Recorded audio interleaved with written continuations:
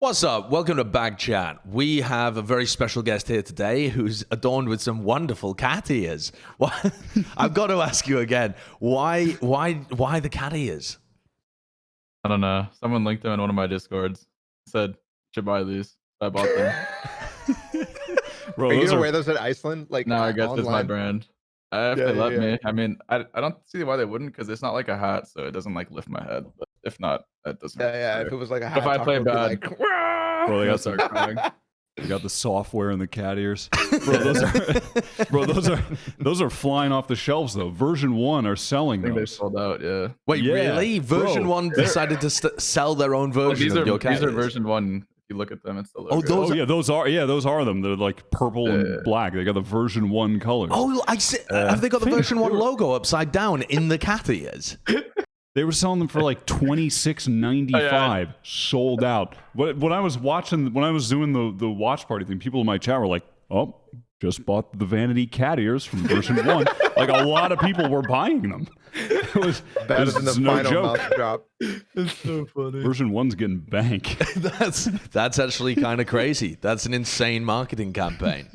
Yeah, thanks for coming on the show as well, and congrats on your success recently too. We're definitely going to be talking about that, but we wanted to start a little bit earlier on as well and kind of give people a bit of an intro, because I feel like a lot of the conversation around Version 1 has been missing because you guys weren't the like favorites coming into the Challengers finals.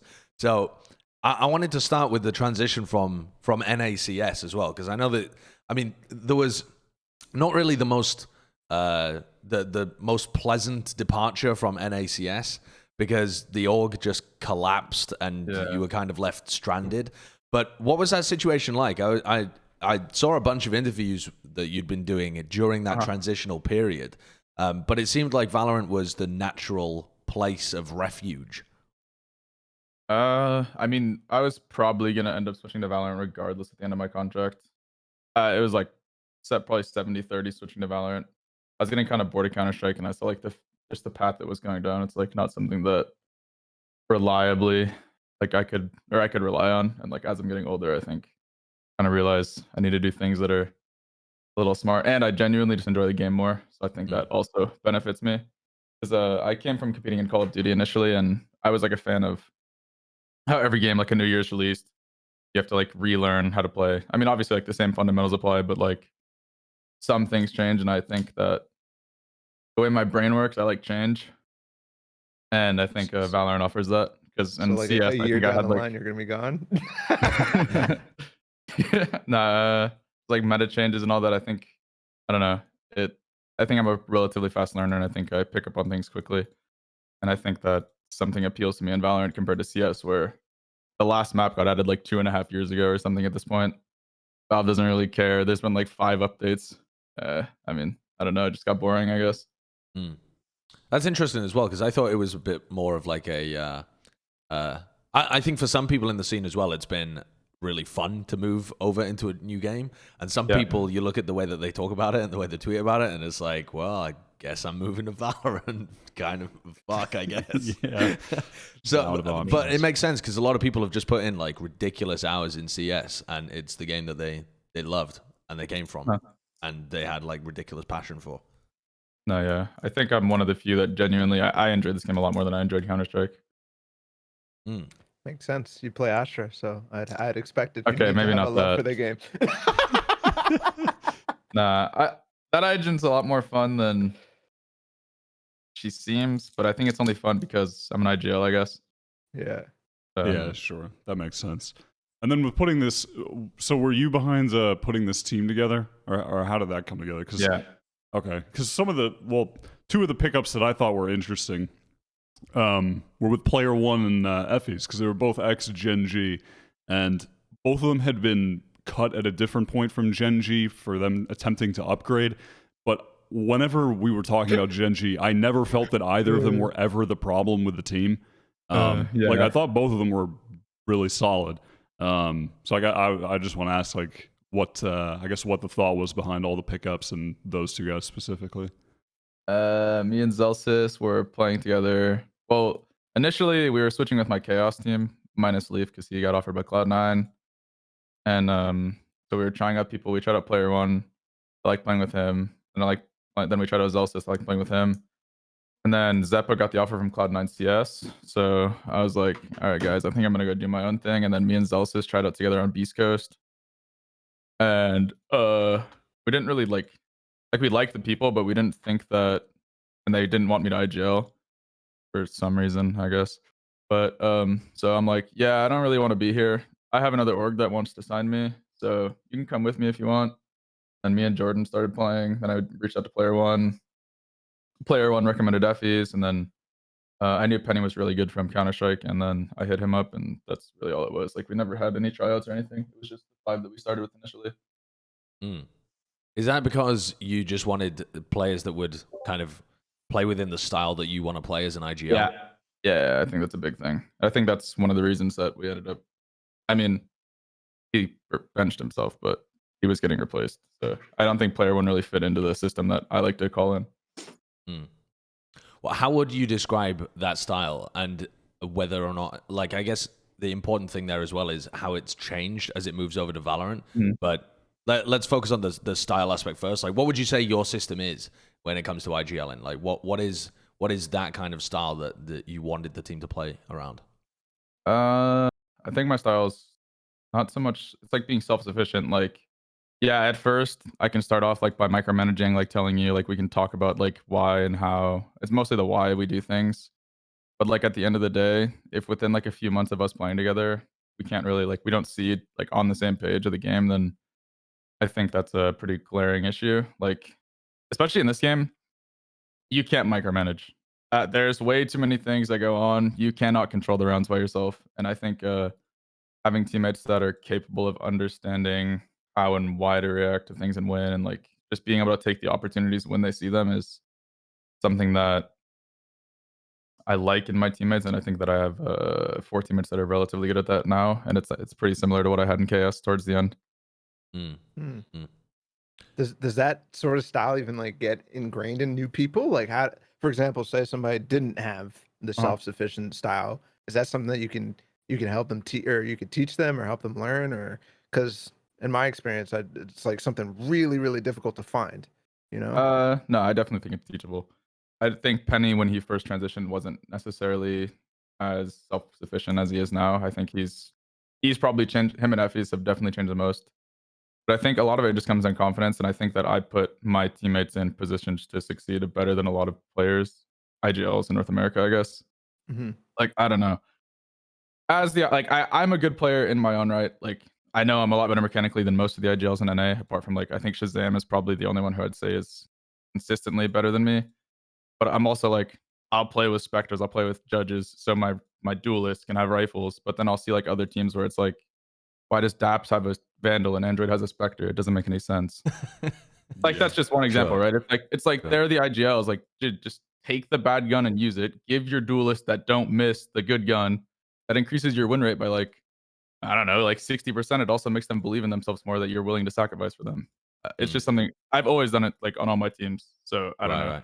Does that extend to on Chaos? So does that also extend to stuff like putting them in better positions to, like, if you're you know, trying to take contact so that they can get the kills and all of that kind of stuff? 100%. Like, I will die. I don't really care as long as we win. It doesn't matter at the end of the day. Is this where the famous Vanity Bucky has come from? Because you're just dropping Vandals left, right, and center to everybody else. So you're like, fuck it, I'll take the $900 weapon. Oh yeah, pretty much. I don't know. In CS, I used to play with like, in United, I was the UMP main on Chaos. I pretty much only used the MP9 when we had Smuya at first. I don't know. Nice. It's just, I like the cheap guns because they're more fun. You can run around with them. That's your Call of Duty experience coming out to talk. You don't gotta aim. You just gotta move and shoot, and these people get mad when you kill them. Wait for the crouch slide update. It's like, dude, I have an SMG. You think I'm just gonna stand still and hold? Yeah. What's it like playing with another IGL or former IGL on your team, though? Because I think it was Effies, right, that was doing the IGLing for Gen.G when he was playing on that team. At least at the beginning, before GMD took over. Are you very much like a, I don't want to say like authoritative figure, like it's Vanity's way or the highway, but what's the calling structure like within the team? You said that you don't micromanage, but are you kind of the sole brain with the controlling the limbs, or is it more of a kind of not at all disseminated system? I think essentially I'm the main voice, but I think that pretty much all of my teammates have voices at other points in the round, and I think that me coming from like the relatively high level of success I had in Counter-Strike, it made it easy for FUs to be like, oh, okay, I can buy into this. And I think he's done a really good job at it. We've never had any clashes like with that. I think he's just been beneficial to me because I don't think he wants IGL. He doesn't really have like the personality at IGL, and I think that's a large part of being an in-game leader is you have to, I don't know, like have a personality. Like, yeah, you I have to want to. Yeah, you like you have to want to do it. If you don't want to do it, you can't like half-ass it. It's not going to go very well, I don't think. I do find that IGLs just get made though, like they just get decided, like this is the leader of the team, you know, kind of thing. Yeah, I don't know. I saw there wasn't very many in NA, so I was like, all right, I'll figure it out. Is that when it's a good reason to do it? You're talking about when you picked it up in CS, yeah, right? Yeah, like when you first decided. I started off as like an opper because I liked Kusta on Enemy back in like 2015 or something. Yeah. And then when I went up the ladder in NACS towards MDL, I realized that the IGL that I played with wasn't that good. So I'm like, I can do this better. Just give me some time, guys. And then we almost made Pro League like the next season or something. Yeah, and then naturally, since then, I've just continued to do it. The only time I took a break was with Steel, but even then, I'd say like I was still calling like 30-40% of the time. He was definitely like the primary IGL, but I still had a lot of input. I think you took over at some point though, didn't you? Yeah, when we replaced him. Right. Yeah, that makes sense. That makes sense. It makes a lot of sense actually when you put it that way. Yeah, I mean, I was just gonna say like that is a good reason to IGL though. If there's for the people trying to come up, like there's not a lot of people that are willing to step up to the plate and IGL and put their all into that. Like that is a good way to make a name for yourself. Filling the gaps. And yeah. Because there's not a lot of people that can do it, and we've seen so many times whenever a team cuts an IGL and they think they can just throw it to someone else on the team, and then it just fails after 2 weeks. That's just happened countless times. But what do you think right now? What do you think other teams in regards to leadership? What are other IGLs missing in the game right now that's holding them or their teams back? Well, I think it's hard to completely place like. I think 100 Thieves is kind of trolling by not running Astra or Viper consistently. I don't really understand that.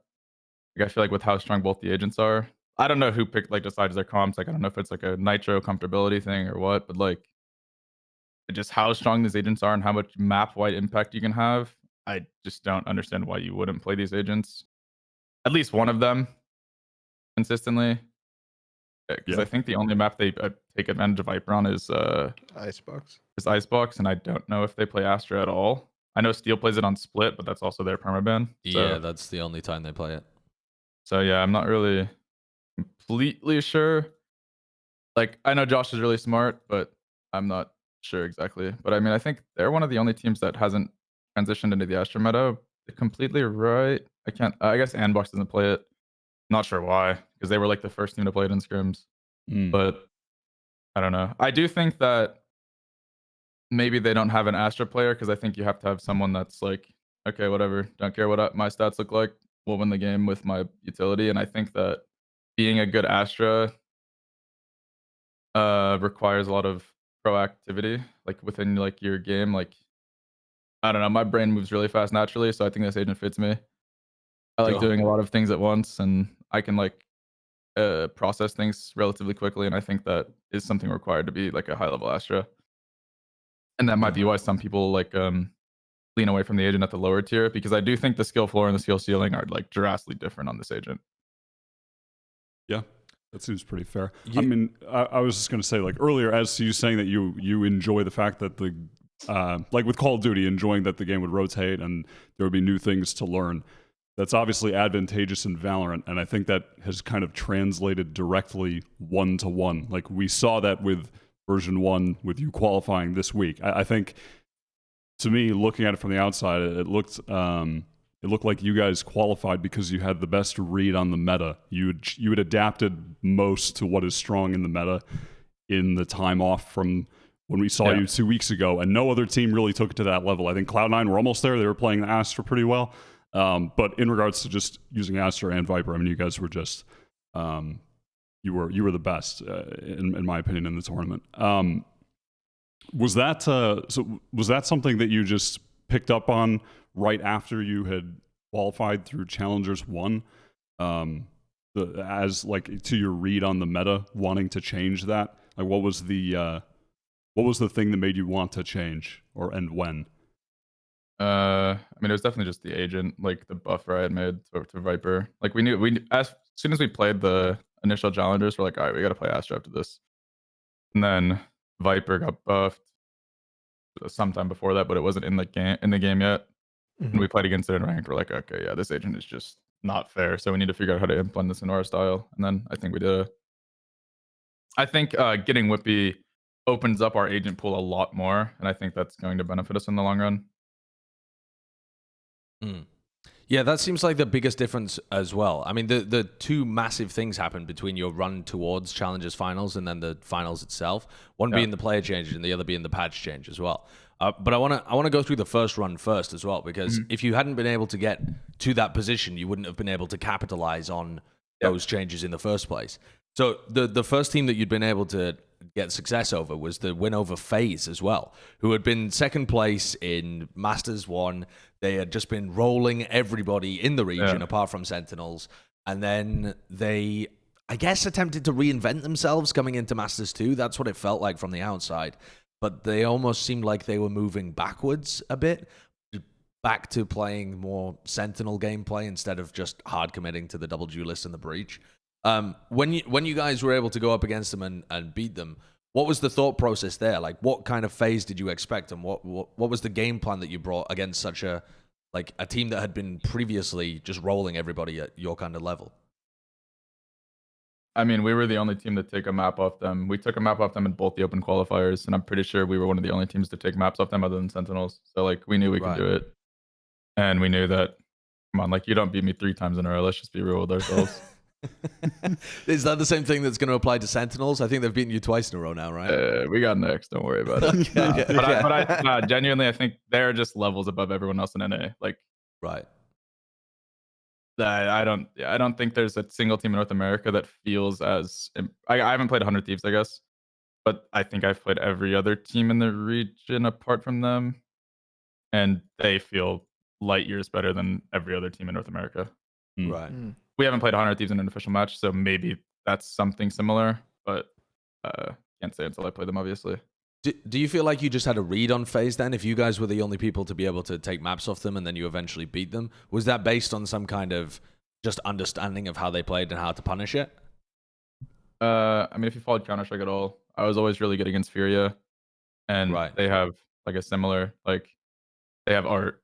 Art is Baby Bay. They're like pretty similar, and I somehow was inside of Art's brain in every match because I was like the only IGL who knew what he was doing ever, like in North America at least, because it feels like they dominated online, but we would always beat. I think we were like 3-1 against them or something. Right. Yep. I think I don't know. I understand that because that's how I want to play, but I'm locked in by my agent pool. Towards the end on Omen though, I was in there. I think I was taking every first duel on Omen, but I play Astra, so I got to play StarCraft. I don't know. I think I naturally understand how these aggressive teams play more because I don't know. That's how I like playing. So it's just a clash of getting aggressive teams, basically. I remember that game. It's like you were fighting like a lot in a lobby and a Haven, and then all of a sudden you guys just like switched, and they're like, "We're just gonna go C every time," and then you guys just retook them. Yeah, it's like really interesting, the clash of you guys want to do something, they want to do something too, and you just beat them somehow. I think one of the reasons my teams have success against teams that play that fast is we also play fast, so they catch timings on teams that are playing more slow, and that's not a thing that can happen when the team has map control as fast as my teams take map control. Yeah. It's pretty similar to like what would happen with like, because Art always historically struggled against my team, but he would go like plus 15 against other teams. But I think it's because we would be in spots and he would try to push, but he just isn't used to people being in these spots yet. Right. Yeah. So it would catch like him off guard, essentially. The other big teams that you beat on the way through, I mean, this also applies to the most recent tournament as well, but you were able to get the win over BBG and then C9. C9 was the big one because you also had to beat C9 in order to get in for Iceland as well. Yeah. So they seem to be the team that's like your ticket to the next path is always via C9. The win over them, I mean, you guys were able to beat BBG, who'd just come off a win against Sentinels, I think, at that point in time, and then take down C9 on your qualifier run as well. But at that point, I feel like you still weren't extremely highly rated in the community or anything. It was just, people were like, yeah, I guess, version 1 they're a decent team, they've snuck their way in, let's see what they can do. Did you have a feeling within the team at that point that you guys were extremely good right before you'd qualified? I mean, as soon as we got wippie, I thought we had a chance to qualify. I don't think we would have qualified with player 1. Right. I think his skill set is something that fits really well into my system because he'll just do what he wants. Like, he's like, all right, I'm going to do this. And then he'll try to like have us be ready to do something off of it or just tell us to come with him. And I think that it benefits us a lot because we have someone else that can create space. And I think that it's just, I don't know, it just benefits our team as a whole, I guess. Yeah, so in regards to playing the Viper, etc., is that like was wippie brought in specifically because he had those agents in his pool, or is that just an additional thing he can offer? We picked him up. He was playing Killjoy. And then we're like, all right, we want to try Viper. He's like, okay. And then he played Viper. He's Russian, but he doesn't talk much. But he's actually one of the more. He's probably one of the hardest working people I've ever played with in esports. Like, surprisingly, I guess he's Russian, so it's like in his blood, right? But just to be a hard worker, those guys are good at every video game, so it's just like natural to them, I guess. But yeah, I don't know. He's if I ask him to do something, like, or if our coach asks him to like find like a lineup for a molly, he'll do it instantly. I think that like there's no delay. Like, he'll instantly go into a custom, or I'll see him in customs by himself all the time. And I think that's not very common in North American players. So I think it's pretty nice to have. Does he bring a different attitude that kind of permeates itself within the rest of the team as well? Do you find that kind of motivates others, or you see wippie doing that shit and you're like, oh fuck, I should probably be doing that as well? Like, this guy really wants to win. Yeah, I mean, I definitely think it helps having people like this on the team because I think that me and our coach Emmy are pretty good about it. Effie's as well. That guy's, I don't know, he's got some weird Sova darts that I don't even know how he creates, but yeah, I think we all do it a relatively good amount. I mean, Penny just shows up in headshots, but that guy plays Jett, so you don't got to line up much on Jett. What's the what's the dynamic within the team once wippie joined? Can you explain, like, because I feel like the change also coincided with you guys trying to reinvent the comps that you wanted to play anyway. So can you walk me through some of that process? Like, you guys realize that you need to make a player change. Player 1 steps down anyway. You're looking towards wippie. What's the process for getting that? Like, why is wippie even the Viper player? Like, what's the thought process behind putting these comps together and putting the players on those roles? I think wippie naturally is a better player when he's like lurking, making solo plays, like being able to like take his timings. And I think that Viper is like created for people like that. Like, I don't think you could actually design a better agent. Right. And I think I don't know, it just slots in really well. Like, he does it on other agents, but I just think like Viper is just probably the best at that, just because I mean, her wall, like all of it's just so much map pressure at all the times. Like, you don't even have to be there, but they still have to be scared of it. And then like the one time you are there, they're caught off guard and just a free entry. Yeah, for sure. Do you think Viper is too good right now? Yeah, no, I think Viper's the best agent in the game. Astra has counterplay, Viper has no counterplay. Huh. I mean, that's certainly what it looks like when you watch the games, to be honest. The buff that they made recently is bonkers. You can't counter Viper. You can counter Astra. You can bait out Astra's utility. You can bait out. You can't Viper. Oh, there's a wall. all right, we walked through. We're dead in 2 bullets. That's good. Yeah. It's even more obnoxious on like defense pistol rounds. Like, if I buy a frenzy and I sit next to a Viper ball, I 2 bullet people. Like, okay, I'm shooting a fully automatic gun. Good luck. That's the reason that must be like the biggest reason for this weekend felt like frenzy pistol rounds are just back, you know, like they were just hard back. I know they were teams that buy into the frenzy are us and Sentinels the most, like and Envy, I guess. And I feel like we probably have like the 3 highest win rates on pistols in the tournament because the gun is just better. Like genuinely, it's just a better gun than every other pistol. I think like two stages ago, or I guess like 2 challenges ago, it felt like all of a sudden people were like, "Yeah, this is still good with $500." Yeah, no. When people, before or after it got nerfed, people were like, this gun's useless. Like, dude, they just made it more. I used to play with the frenzy no armor, anyways. It's like the gun's still insane. Yeah, definitely. One of the things I want to touch back on too, you were just saying that how Sentinels just felt light years ahead of every other team in NA when you're playing against them. Just what is it about them when you are playing against them that makes you feel that way? Is it just down to individual? Is it their overarching approach to the game? Because they weren't as I missed the first part. Can you repeat it? Oh no, just you were saying earlier how you felt the Sentinels were so far ahead. Just what makes it feel that way when you're in the server against them? I think they understand that. Well, I think their level of experience on top of them understanding when and how to change pace is something that a lot of teams don't do in matches. Maybe 100 Thieves does, but from what I can feel in matches consistently, Sentinels does that the best, like by a wide margin. Like sometimes people have maps here and there where they're really good at it, but for the most part, Sentinels was just a lot better at consistently doing it. Yeah. I feel like you guys are one of those teams that are good at changing pace as well. Like, even map to map. But I agree with that. I think that I didn't think that Sentinels was one of those. It always felt like Sentinels, like mid round they change pace, but not round to round. It feels like they kind of go default every single round, and then all of a sudden, they're hitting you. But it never felt like to me. Well, I mean, nah, I think I wouldn't say they do like the full out rushes. Yeah, exactly. Frequently, but there's like rounds where typically Sentinels won't like plant a bomb until like I mean I haven't actually like paid attention, but I'd say they probably plant the bomb on average at like 45 seconds, 30 seconds. But then there's like rounds where they do something that looks standard, but they're with it. Like they're following like a drone that they usually don't follow. And then they're on a site haven at 120. It's like, okay, well, good luck. I'd say like Sick is really good at just finding like openings. He's like, the site's open. I think Sick's the best NA player.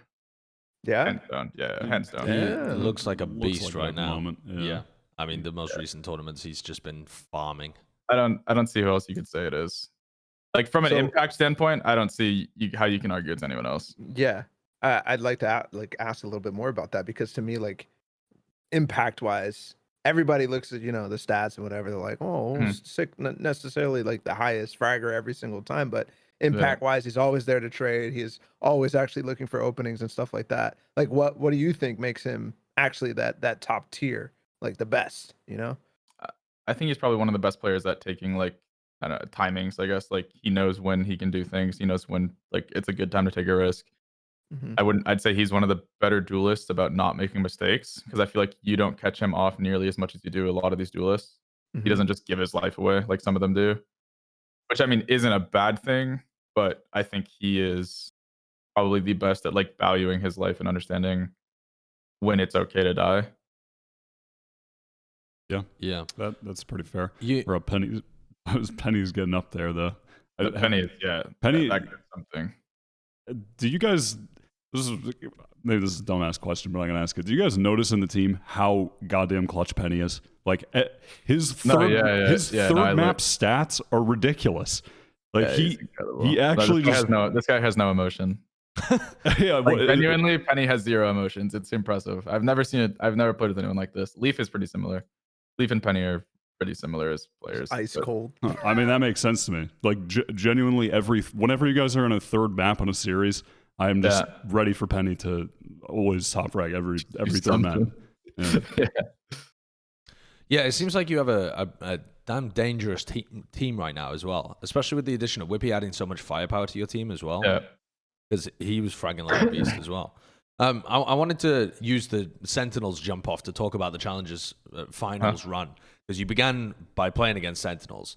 And so the run to Iceland began and closed with losses to Sentinels, but everything in the middle was very impressive wins against everybody else. So yeah, I think we didn't like. I feel like a lot of our map wins they weren't very like. I think Andbox was the only map that we had like a close this like map, because I think Energy got stomped.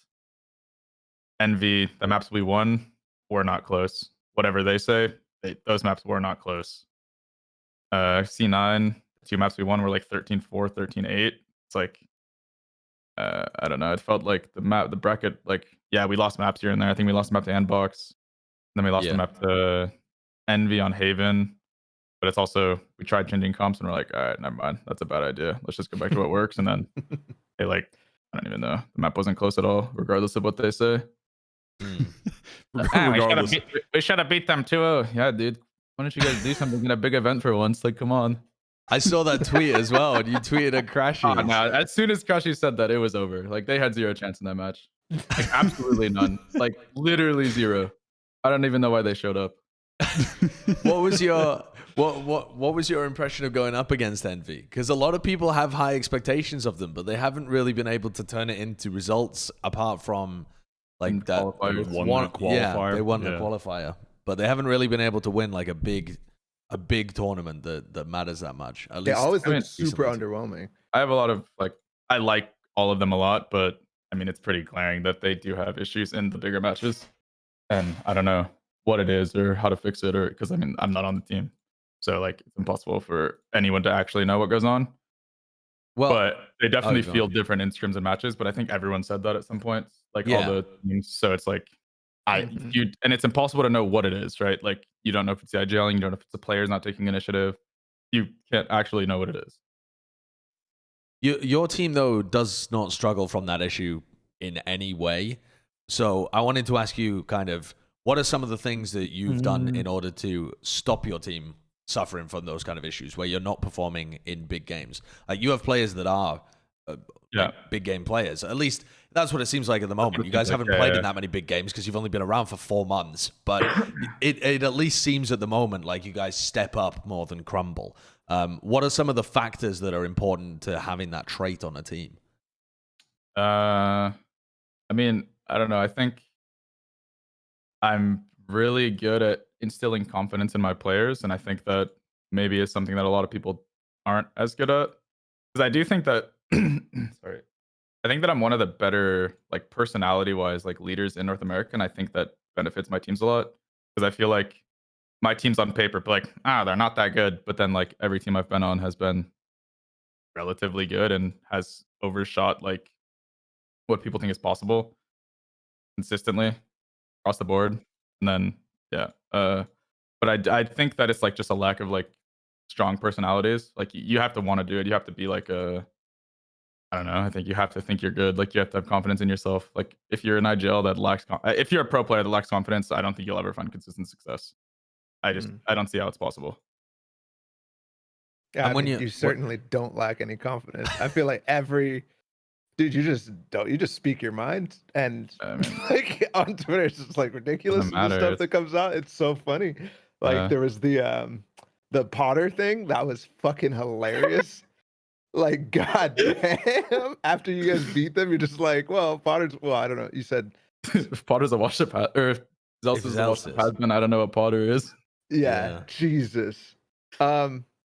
Is doing stuff like that what helps you have confidence, or is it like the other way around? Like no, I don't know. I just kind of didn't have confidence, faked it for a long time, and then it became real, I guess. Fake it till you make it. But I guess I was also like really fat, and I think losing weight helped me a lot, gaining self-confidence and going to the gym and stuff like that. I also read a lot about like like psychology and like sports books and all, like sports psych books. And I think that's been my biggest thing, and I've tried to like have my teammates do it, but gamers don't like to read. So. Ain't that the truth? That is so true. I I think work I with got some my gamers answer who in the refuse to nature of read. these tweets. Yeah. Because I was wondering. I'm looking at your Twitter timeline. Some days I'm just like, dude, this motherfucker must eat a lot of Chinese because, like, it's all fortune cookie tweets. It's like, I've read the wolves. Like, I've read a lot. I've read a lot of sports psych books. Okay, it all makes sense. It all makes sense. So, did you find that I think this is a really interesting concept as well as an IGL. So, because there must be times where you realize that what you're saying, it's more important the way that you're conveying it, or like that you sound like you believe it, even rather than truly believing it, right? Oh yeah, 100%.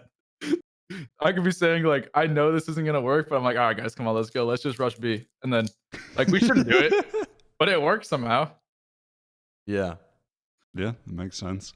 One of the things in this tournament that I wanted to ask about as well, just in regards to the actual decisions in the server, was some of the comps. Like you guys started running, not that you weren't running Reyna in the past, but rather Penny was playing Reyna now instead on some of the maps instead of Zelsis, and that was one of the things that kind of stood out to me. What was the thought behind the duelist role swaps? I don't know. I'm gonna be honest. We're like, guys, you want to try this? We're like, all right, I'll try this. I'll try Reyna. And then Penny's like, I could play whatever. And like, all right, go back on Jett. And then I don't know. I think I just think Raze has a really strong spot in the meta. But I think that initially I overvalued how strong she is across all of the maps.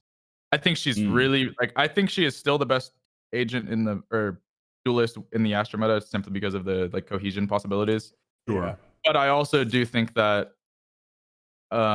agent comfortability still is a bigger factor than necessarily having the meta comp, because I think having people that are confident in themselves on set agents still is, for now, like as long as you have some of the cohesion ability, like we still run Killjoy, we still run Astro, and we usually have a Raze on the map with a Sova, it's like that's enough to get us by. The other two don't necessarily matter as much. So it's like you guys play what you're comfortable on, and on some of the maps it's Raze, on some of the maps it's Jett, Reyna, and I think it's just at the end of the day, it's what my teammates are most comfortable on, and I think what they'll succeed the most on, and we can figure out the game plan around that. Is that also kind of like why you guys didn't go for the Viper on Haven against Envy? Because I was really confused about that.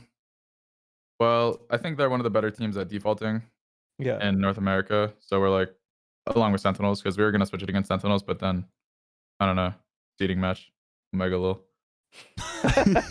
Well, you did play against them and with that comp, and you lost it. So maybe that was Viper. like it. Yeah, no, I think seeding When matches you came up are, against Envy, it's like these are similar styles. So yeah, like, pretty similar. They're pretty good at working the map, and then I mean, the Haven Wippie kind of trolled one round, and then he got so volted in the next round.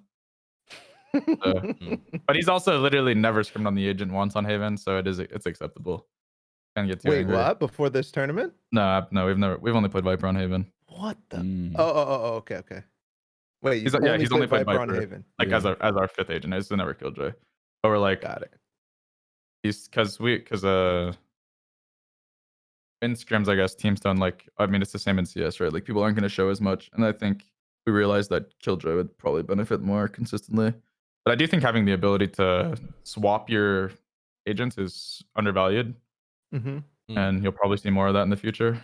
That seems like it was part of what you guys were that does doing it. too. Yeah. Was like it seemed like you were swapping in order to I not be as genuinely predictable. I and to be as genuinely think counter-threated. that people try too hard in this game. It's the same thing I thought in CS. I think that we're playing a video game where the primary thing is clicking on heads, and as long as you guys can adapt to each other and play off of each other, you could play the 5 worst agents in the game and you'll still have a chance, as long as you like are doing things together. Sure. Yeah. like the abilities definitely matter. Like I think having Astra and all of this matters, but it's like the duelists. None of like, why does it matter which duelist you play? Yep, Yoru Unbind. Oh, that was sick. That's that nasty. That's a nasty comp right there. Yeah, it's like that map is horrible. I'm so excited to never play the map again. Do you just not touch it in scrims at all? No, I refuse. That map is actually the worst map ever put into an FPS. I hate that map too. I think it's utter. I mean, it's the worst aside map. from I don't care. the poor qualities, I think it's just utterly boring. It's just an No, it's not unfun fun. map. It's not fun. It's not fun at all. There's no map control. You just have to hope you hit your shots on the entries. Yeah. Look, just it's I don't know. It's just not it's not competitive. Like literally, like Great people map say, for "Oh, Viper." Icebox is not competitive." It's like, dude, the map is huge. You can lurk. You can take sites. You can take map control. Ah, but Sage Walls tube. What, man? Like, grow up. That's 40 seconds. Yeah. Yeah, I don't. I just think the map sucks. I never thought I would hate a map more than I hated Inferno and Counter Strike. Bind is just worse somehow, some way. You're taking down the people's favorites. I think Bind is people still. I think Bind is still one of the most like favored maps for People don't know. People don't know what they truly enjoy. Bind is permanent by like I think Bind is permanent by like half the teams in this tournament. Yeah. No, I mean, just like casual players. Casual play, yeah, for sure. Yeah, because it was one of the first that got. I think it was the first or something.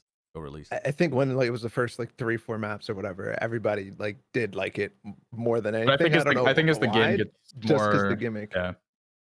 Well, You're like, you oh, just, like, Haven's such a bad map, 3 bomb sites, but it's like map's actually pretty good. It's pretty well designed. Yeah. Same thing for Split though. People fucking Split hate isn't not Split is one of the most. I think that 100 Thieves permabans the map, but they also permabanned it because they played like I never played the old version very much. Like I think they updated it like a month into me switching. So I didn't really have to deal with like the claustrophobic like entryways, which I think maybe makes me like the map more. But it's like I feel like Steel would like that map a lot, and maybe they've just never given it a second chance. Maybe they have. Just because Sova or Hiko can't play Sova on the map, so I guess that could also be a part of it. But yeah. I don't know. But I think all the maps in this game are like relatively well designed, apart from Bind. Like I just don't understand how that map got approved. Are you excited to play Breeze? Yeah, I like new maps. At Iceland. Yeah, come on. That's teams can't ban Icebox and Breeze in a BO3 anymore. It's gonna be so fun. So instantly using that as an advantage. We only gotta play Icebox once this tournament. It's so stupid. And it was in our seeding match. Are you okay with we played the same map same 3 maps in every BO3 this tournament. Yep. That happens. That ends up happening a lot right now, which is hilarious because everybody should have been vetoing Split against you guys. It's just bullshit to go against your comp. Like, what the hell? I think we're the only team that runs both the agents. It's like, good luck, guys. That is such horse crap. On Split, the defensive setup is just ridiculous. Raze, Sage, fucking Viper, and then we have double Killjoy. duelists on attack, and it's like, all right, good luck. Yeah, that should have been insta veto. But teams just don't like Icebox for some reason. I'm not sure why. Yeah, it is odd. I feel like it got a lot more hate than it deserves. I don't know. I feel like the map, if you play the map properly, it's relatively well designed. You obviously you can just rush A and it might work, but the map is so big. There's so many possibilities for like lurk timings. There's so many like open spaces. I don't know. I just think it's undervalued, I guess. NA got lost in the sauce very early on with Icebox. They definitely did. Very early on. And NA is yet to explore mid on the map. Yeah, no, exactly. Dude, I remember I had like an argument with Strong Legs once. He's like, there is no mid. You just wall tube and slow under tube. And I'm like, dude, that's like 8 seconds for the slow and the wall goes away at 1:15. What? He's like, I don't know what you mean. That mid's unusable. It's like, oh, okay, my bad. I think that the Viper patch saves Icebox and NA, like genuinely. Like I think it still was to this day before the Viper patch was so bad still. Like just the way how people were playing it. Yeah, no, I also think that I don't know, the Europeans do it too. And it doesn't look as impressive over there either. I just don't understand how it works. Solo controller Viper, it's like I don't know. Like, yeah, I've watched VODs, like I watch teams play against, and it just feels like it's so underwhelming compared to having like the possibility of like multiple smokes. Like, I think the double controller benefits a lot of teams because there's a few teams that run it in Europe, and I think they pull it off pretty well. Yeah, there's a lot of. It does seem to be a large meta difference in terms of how the NA teams have approached Icebox recently. Is that everybody who plays Viper has been playing Viper with the Omen. They try and do that on Icebox. I mean, everyone plays double controller. It opens up the map a lot more. Like compared to being locked into like where your Viper walls if you want to pre-wall, and if your Viper doesn't pre-wall, it's hard for like the Viper to have any impact in the round initially. Like she might just sit in the spawn, but I don't know. It's interesting. But I think the 100 Thieves comp is similar to what we run, and I think it's probably one of the better comps you can run on the map.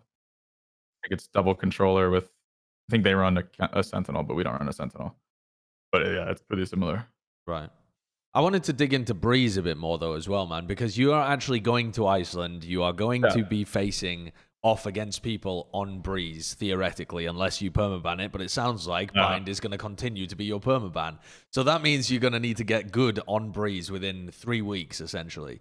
And that includes traveling to Iceland and all that's involved in that. So how do you get good in that period of time whilst balancing the rest of your map pool and, I don't know, potentially reinventing yourself as well so that you don't get red on the main stage? How are you going to balance your time to actually put time into this map? Because I assume you haven't done a huge amount of it yet. I don't know. I don't know if you watched Counter-Strike, but when Vertigo first came out, I was one of the only people in NA that actually liked the map. And I think it's going to be probably pretty similar in this game, except in this game, they only have one ban. So I get to pick whatever map I want. And I like both the weird maps. So good luck, guys. Right. Have you done any like workshopping on Breeze yet? Me and my coach have talked about some stuff, yeah. I think we'll have some interesting game Do you have plans some on like it. comp ideas or ideas of how you think it would be best to run it? Yeah, not public. Well, yeah, obviously. But I'm just I'm trying to see like how far through the game plan you've got. Yeah, we have some ideas on it. I think we start practice on it tomorrow. Whenever we start practice, we have scrims on Breeze. I think it's tomorrow or Wednesday. Who's scrimming Breeze? I mean, the other teams are just scrimming Everyone Breeze. has to scrim it. Right, because they're ready to play it for the next stage. It's because all these, I think all like the upper echelon Smaller teams teams. that didn't qualify, like the big orgs, are probably going to take breaks. For like, 'cause I think some of them have already been on breaks because our practice going into this was pretty bad. But the lower tier teams can't stop scrimming. They have all these like NSG 5Ks, 10Ks, whatever, like all the time. So they have to keep playing, and I'm sure we can get some scrims in on the map with those teams. And when it's such a new map, I think it's good to play such a wide variety of teams because you don't like no one knows the meta. No one knows what's going to be good. What's good against one team is not going to work against another team. And I think getting the variability out of the way and like experiencing it like the widest range you can is pretty important.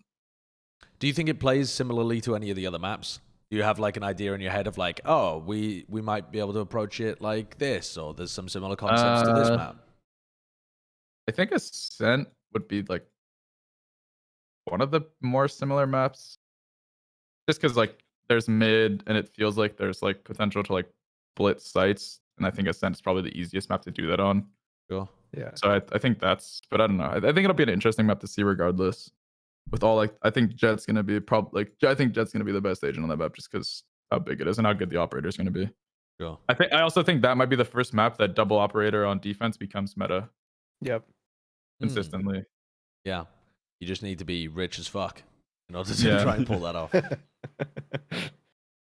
And even if you do, you're just gonna go into debt like instantly. Yeah. That shit is hard. You just gotta win.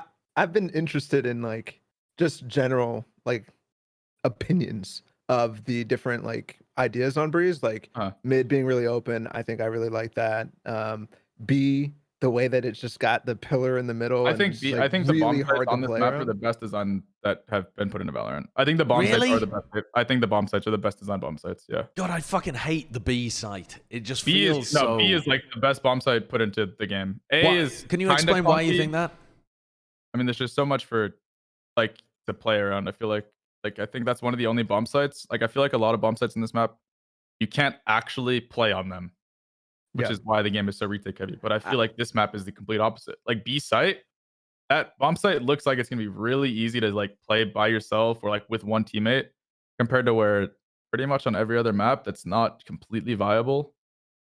And I think it'll be a nice change of pace. Like B site reminds me of B site on Inferno. Just because I don't know, there's like a big pillar, there's like a backside box, there's like so much stuff you can like jiggle and peek around. Right. And A site's interesting. I'm not sure how that's gonna play out because it's so big. I have some ideas. Not sure if they're actually good ideas. I have a lot of ideas. Yeah. It's a process of finding out which ones are the good ones. Yeah. I feel like this map, more than any other map, I felt like there are actually like a lot of intuitive setups that you can run. Not even like considering the abilities, just like literally positions that you can stand in. Yeah, there's like crossfires and stuff. I think the bomb sites are really, really well designed. But I mean, obviously, haven't scrimmed it. I've only played it in like the unrated queues, so maybe it's different. But from like just my limited experience, it looks like it's relatively well designed. Cool. I'm excited to see teams play on it, honestly, and I think that it'll create a really interesting meta at Iceland with which teams decide to permaban it, which teams think they're good on it. Because also, some teams are going to think they're good, but they're actually not. Some teams are going to think they're not good, but then they actually clap everybody. Like when it's a new map, it's so hard to get an accurate read. Most interesting part is going to be the team that has the best breeze is going to win Icebox. 100%. Iceland. Or I mean Iceland, sorry. Yeah. I think the team that has the best breeze will win because you have such a big veto advantage if you can force teams. Yeah. These teams are already going to have a permaban. And you're either going to have to ban that or you're going to have to ban Breeze. And I think whoever ends up like understanding the map the best and has the best run at Iceland will win because of Breeze. Unless it gets to the coin flip at the end and it ends up not coin flipping onto Breeze, and then you're like, well, I think the teams will pick it. Sorry, I just want to ask what your thoughts are about the 6-map veto process as well, because that's making me mauled. The idea of there being some kind of, I don't even know how it's going to work, but like it can't be even for both teams. I don't think it's the worst because I think Riot's reaching out to like coaches and asking, because I think our coaches asked me a few things about it. So I'm not really sure exactly what's going to happen, but yeah, it'll be interesting. 6 maps is a weird veto process regardless. Yeah. But I mean, I don't know. It'll be all right. I was going to ask if you knew the details of what it was. He linked me some stuff like a couple weeks, like 2 weeks ago. Whenever do you guys know when you're traveling yet? We get there the 15th, I think. Cool. And we have a big quarantine. Just for context, basically. So it's really like 2 weeks. 2 weeks, and then you travel, and then you're practicing there and stuff. Yeah, that's interesting. Oh baby, what? Yeah. What? I don't know where you want to go with this. I was just going to ask about like regions and like go for it. Go for it.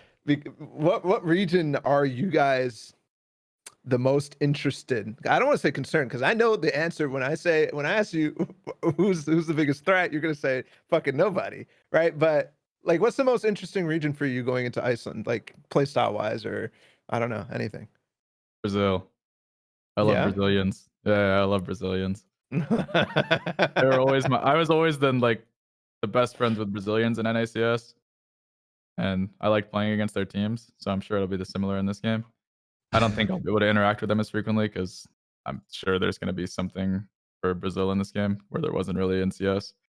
But I don't know. I always matched up well against the Brazilian teams, and they play relatively similar, it looks like, in this game, so it should be fun. But I mean, I think, but I do think that there's no way that anyone knows what region's going to be the best. I think there's just no way. Right.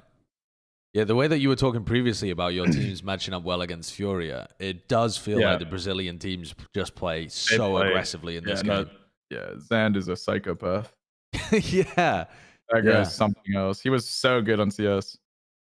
But he's, I don't know. It'll be interesting. I think Brazil's definitely the region that I'd like to play the most. Not like because I think they're like bad or anything, just because I just want to play the playstyle, see how it is. Yeah, that's going to be an extremely fun matchup. We still don't know which of the two teams coming from Brazil. Yeah, they're not even close, right? They're far away. They play the next round in May 6th. It's because they're a full week behind. Yeah, they did an additional qualifying period. Like they had a third challenge. Yeah, I think they're the only region with a third challenge. Why did they do that? And all the teams that went through and that just got boomed. Yeah, I know. So they have like a week less to learn the new map and that kind of shit. It's kind of fucked, honestly. But whichever teams they send are going to be good because there's 4 nutty teams in that region. Yeah, but they do all play a pretty damn aggressive style compared to how most people play. I just want Fury to go because I like Zand.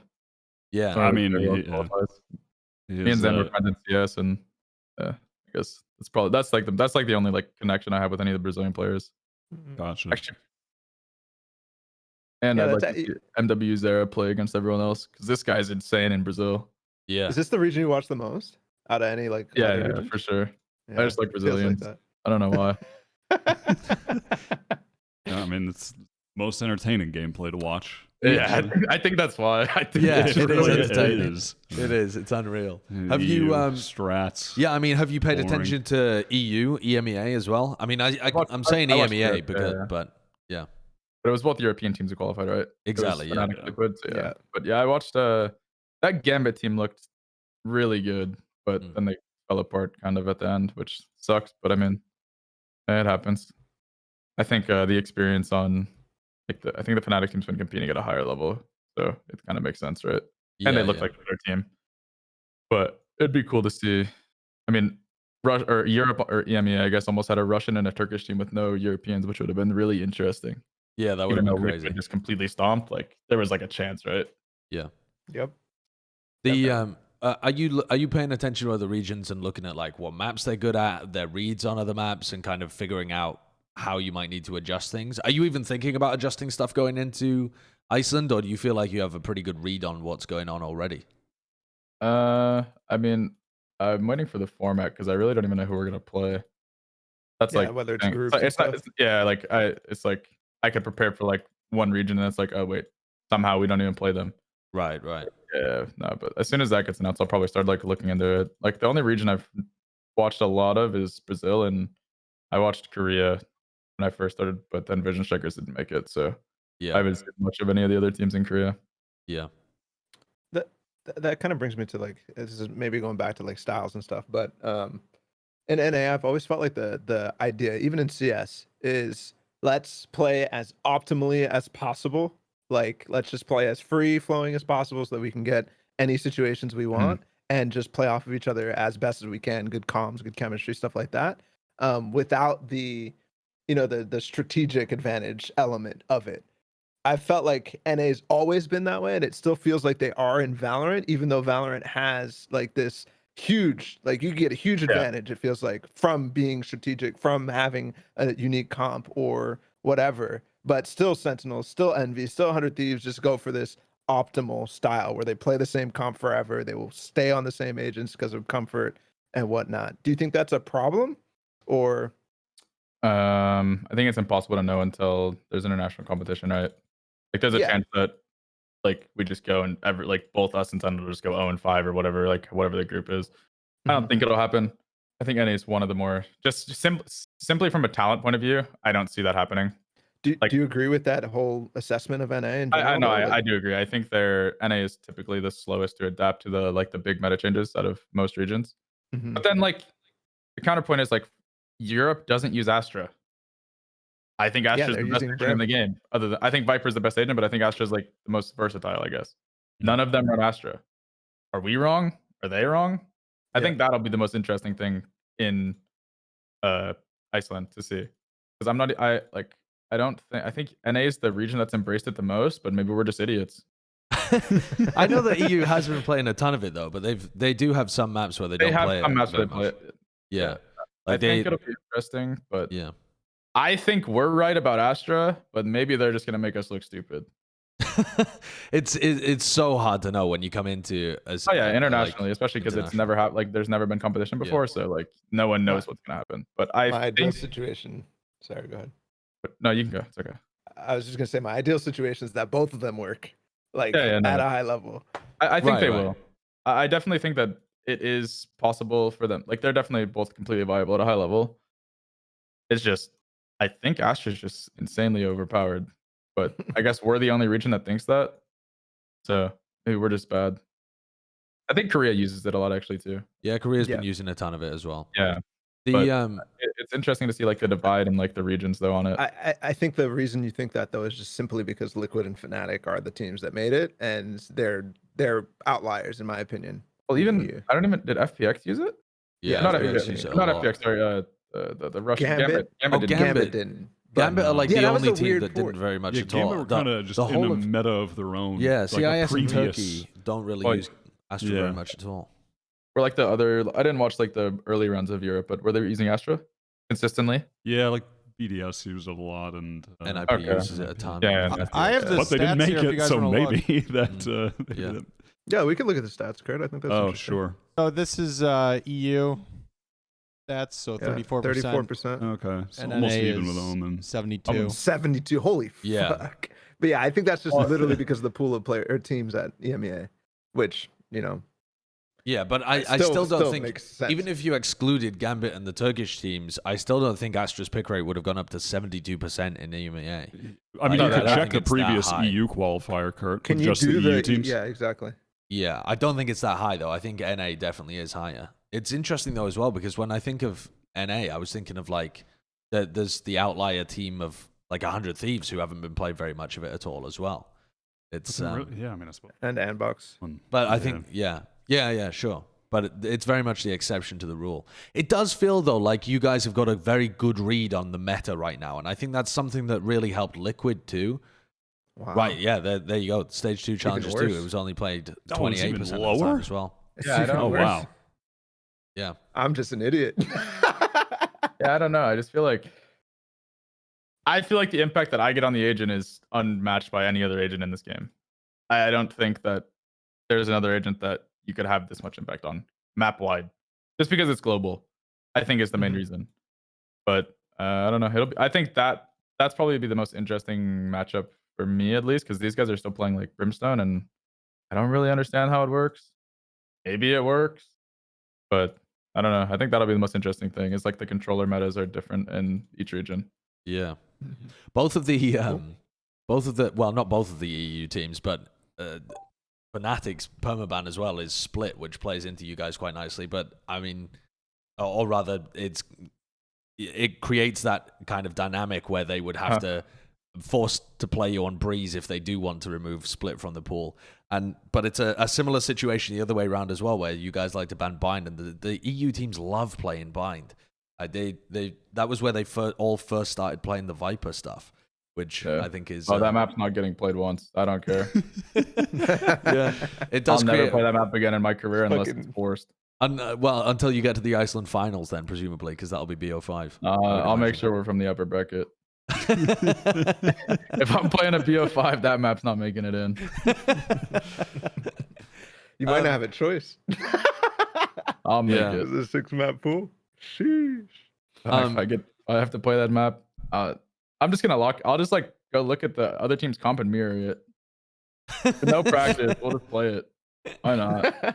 You've said before in previous interviews and stuff that you're not a huge fan of the counter stratting, of like really looking into how other teams play and maneuvering your own style to suit what they're doing.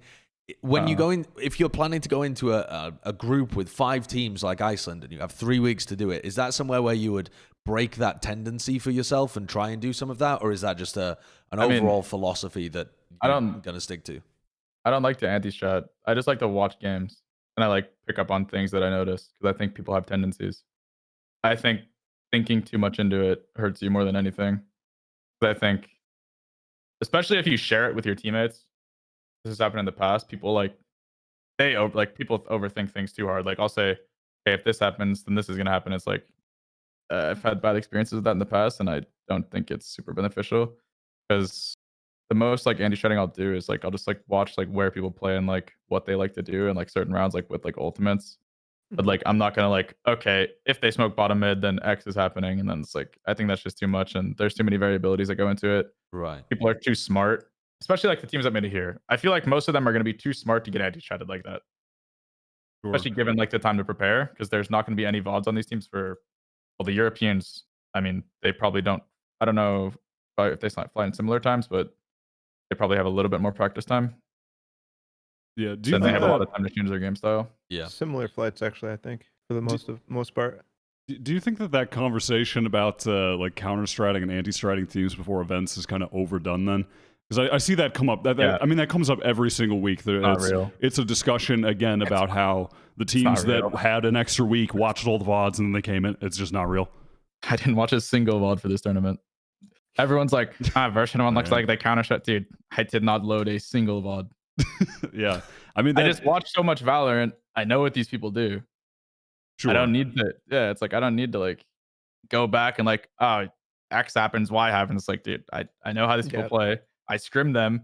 I play against them in ranked. People do the same thing in ranked. I watch their matches. They do the same thing here. It's like you don't need to spend all this extra time. It's like I also have a really good memory, so maybe it's different. Like I'll see something like once and I'll remember it. Like I think that benefits me in that regard. Like with maybe I do anti-strat, but it's not as like cognizant. Like I'm not going out of my way. It's just like me watching matches and picking up on things. Sure. How Yeah, do you feel about the state of NA in a general sense right now as to the skill level? Because I think a point that I've been hearing often is that like NA were better at X period of time. Like NA seem to have a better depth of teams at like first strike than they do now. But I think it's perhaps more because there's like a transitional period of teams like yours and Cloud9, etc., moving up the ranks, where the teams that are expected to perform well, 100 Thieves, Envy, etc., are slowly slipping while other teams are coming up. But how do you feel about the skill level in NA right now, and how does it maybe compare to the past? I think it's hard to say, but I think that the same thing that made people lose their jobs in CS is happening in Valorant. I think people are getting complacent, and I think it's causing a downfall. Like, I'm not saying that's why all the teams are falling off, but I do think that is something that I've noticed throughout. I mean, it happened in Counter-Strike throughout my career, and it seems to be happening again in this game. It's like people just get complacent, they get lazy. I got paid. Well, I guess I don't have to play the game anymore. And then I don't know. I think that's some of the reason that people are starting to fall off. But I also think that there's just so many people that haven't proven themselves at all. They're just working so hard. So like, it's really hard to outwork some of these people that are putting in like 12 hours a day. Yeah. And I think that a lot of people don't have the mental fortitude to do it, I guess. And I think that's probably what is causing like the shift in teams is how hard these people are working. Like, the game's so random. It's like, dude, the game's not that random. And like the good teams don't lose to noobs very consistently. It's like, yeah, you'll lose 1 BO3 out of 10 against the team, but that's just because everyone is so good. I don't think it's like randomness. It's all of these people are putting in so many hours, like these lesser known teams, right? I don't think it's an issue with the lesser. I think everyone that is like not from like Counter-Strike, not from like another game, they all play like 12 hours a day. Like they're putting in insane amounts of hours, and it's hard to like not pass these people that aren't putting in as much time as you. Because I think with how new this game is, with how frequent the meta shifts, that's just the only way you stay at like a consistently high level is you have to put in the time. Unless you're like an anomaly, like there's got to be some people like that in this game. But in like CS, there was like Breeze and Nafly. Those guys didn't have to play the game, but they just understood Counter-Strike. I don't know if that's going to be a thing in this game because of how, I mean, there's so many like variables that go into it with like the agents, the utility combos and all that. But I think that's the biggest reason like teams are like falling and going up is just like simply just time put in. I don't think you can not work hard in this game. Yeah, it's an interesting time to be following the entire Valorant scene. It's finally coming to a peak, and there's so many different storylines happening all over the place. What is a lot of the fans of North America would have been expecting a very different team to represent them. What do you, I guess, like, what would you say to the fans that, because you're now representing the whole of North America, you and Sentinels. Do you feel that burden on yourself? And do you feel like, I don't know, I guess responsible for the scene's success and like being a representative that's going to do well on the global stage? Personally, no. I mean, like, if these people, their favorite teams probably should have beat us if they wanted to represent NA. But it is what it is. Definitely true. I mean, it's like we beat all these teams. Oh my god, they should have been there. It's like, no, they lost pretty convincingly too. But it's just a fluke. It's like, no, it really wasn't. But all right. Like I beat all these people in Counter-Strike multiple times. It's like not a surprise it's gonna happen in this game too. Okay. Well, I am looking forward to you playing at Iceland. I think it's going to be extremely fun. I got to say, I wasn't expecting it, but I'm fucking here for it. It's fun. It's a lot of fun. And you guys looked extremely good with how you understood the meta right now, and I think that's going to be really important going forwards. I think that helped us a lot, for sure. It's like the agent pools we had.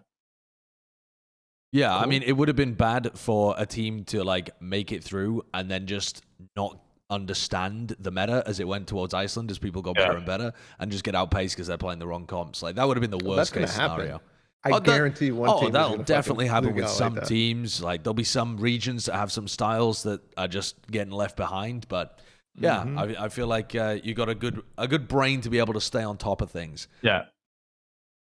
Well, thank you very much for coming on and doing the interview with us. Have you got any final questions, anybody? No. All good. No. Yeah. Just straightforward. Where can you find the cat ears? Are you they're selling? sold out. No, I think they're sold out. Yeah. Where was the original ones bought? You know, if people want to buy some Amazon. vanity, I don't even remember attempts. what they were called. I just googled. I just typed in cat ears on Amazon.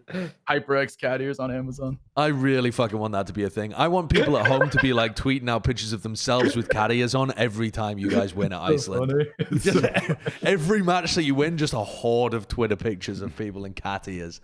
You gotta get the rest of V1 to get the cat ears as well, and just like when they do those shots of like the entire team sitting there, it's just fucking ears poking over the monitor. Every time you knock a team out, you hand them a pair of cat ears, and so they just have to sit there and wear them. You could make a thing out of it. Boaster, his cat ears. Can you imagine? Boaster. Yeah. That's tragic. God, that would be really fucking funny. All right, well, it was a pleasure to go and talk to you, Vanity. It's I wish you the best of luck as you head towards Iceland. Take some time, learn Breeze. I'm looking forward to what you've got cooking over there as well. And if you're interested in watching more Plat Chat content, we've got another episode coming out on Wednesday where we'll be going over the whole tournament that got played in EU and NA this week and kind of previewing some of Iceland. And then we've got another 2 weeks after that where we've got to fill it with other shit. So I guess we'll talk about the other regions as well. And There's some other. probably going to be a lot of roster moves. Oh, there's going to be tons of roster moves. I mean, surely they're all over the place. Are you already hearing stirs about those, Vanity? Have you got your ear to the ground on that shit? There's a lot of Oh, Yeah, it's going to be so We'll- juicy. yeah. It's going to be unreal. We'll have stuff to talk about. Yeah. Anyway, thank you again, and we'll see you on Wednesday. Goodbye.